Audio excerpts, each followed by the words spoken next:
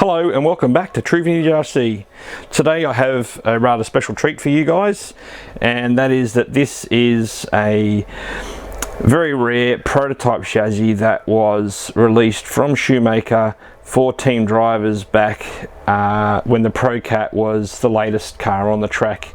And this car is the chassis is a evolutionary step from the Procat to the Bosscat, in that it actually has the belt riding above the lower chassis plate, unlike what it was previously, which was on the short wheelbase, the XL, the XLS and the Procat, where the belt ran under the chassis. So as you can see with this rear gearbox, it's a Procat rear gearbox, and it's got some plates that space it up off the chassis.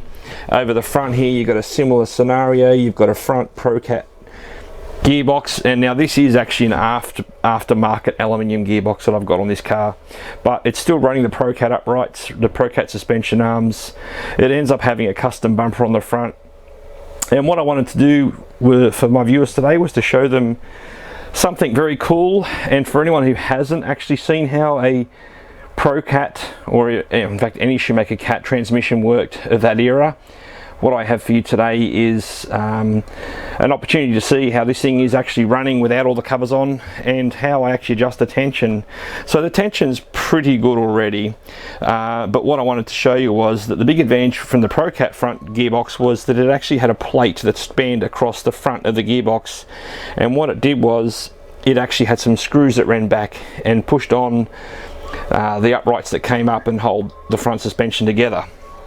I can't remember the part numbers for those things, but anyway, what I have done is I actually put inside of there a nut on the back side of the screw. Now traditionally what they used to have was just a self-tapping thread that ran through the plastic front brace and would essentially just dig into the plastic mouldings that would come up and hold it all together. And yeah, I try to avoid that. So what you would do is you'd adjust up the tension, and then you would tighten up the 4 screws that basically held the lower bumper on, that ran up through the gearbox brackets and tighten down this top plate. So with no further ado, I'm going to get this thing started, and we'll see how it goes. So I've just hooked this up to my charger, and I'm just going to run it on the motor braking mode, and at 5 volts just to get it running.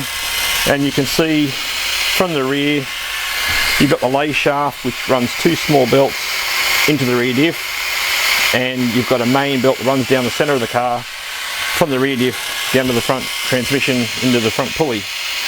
And what you'd have to do is you take a driver and you would adjust these screws to make the belt track left or right. So that's pretty good. That's right down the center there, and I'm happy with that. So what you would do is you'd do up these you would adjust these 2 screws at the front here till you're satisfied with the belt tracking down through the center of the gearbox, and then you would tighten up these 4 bolts, which would actually hold the front gearbox in place. So anyway, it's just a short video just to show my followers on YouTube how this all works. So it's a very interesting build. I am building it to actually drive it, and I won't thrash it on the track, but I will actually drive it on the track with all period gear, and hopefully I'll have to get another video to you of that soon.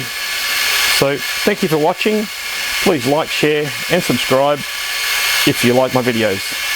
Thank you.